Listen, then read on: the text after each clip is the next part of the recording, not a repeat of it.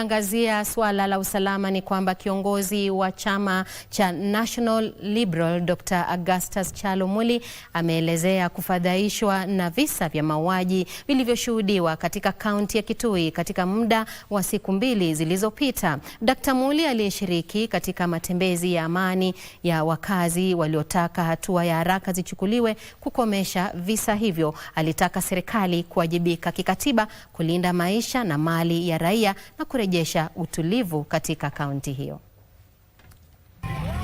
Wakazi wa kaunti ya Kitui sasa wanasema wamechoka kuishi kwa hofu. Viongozi wanaitaka serikali kuchukua hatua ya kurejesha usalama katika muda wa wiki 2. Tunataka kuona action. Action sio press conference. Action sio ati mtu kuongea kwa Nairobi kwa press conference. Tunataka action ya wale watu wanauliwa. Tunataka kuona serikali inafanya nini. Makata hayo yanajiri huku wasiwasi ukiongezeka kuhusu msururu wa mauaji ya kikatili ambayo yamejiri katika kaunti hiyo katika siku za hivi majuzi. Serikali na watu wake tunawapatia 2 weeks kuwauliza Wakamba mtawafanya nini. Na sisi tuko pamoja. Leo tumejitokeza. Leo tumejitokeza watu 1000. Tarehe 27 27th ya June tutakutana watu 10,000 pale stadium. Tunataka kila mwananchi wa Kitui wasifanye kitu inaitwa retaliation. Tusilipe kisasi.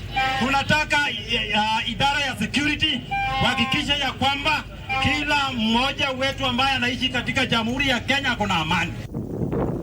Wakati huo msako wa uhalifu unaendelea katika kaunti ya Meru baada ya majangili kumuua mkazi mmoja na kumjeruhi afisa wa polisi katika kaunti ndogo ya Mutwati. Ya Bwana Mheshimiwa Ruto atuongeze NPR ili kwamba tuwe na security huko, maana kama wangekuwa wengi tungepambana na wao mambandits. Idadi isiyojulikana ya majangili ilishambulia eneo la malisho ya mifugo siku ya Jumanne na kuiba idadi ambayo haijathibitishwa ya mifugo.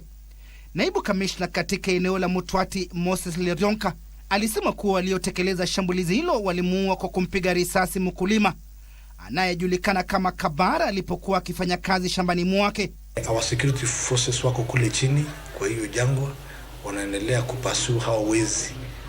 Katika hiyo area ya Njurai, area ya Latuani, area ya Tiri na area ya Kiolo, hali ya kawaida imerudi ambapo wananchi wanaendelea kufanya ukulima yao.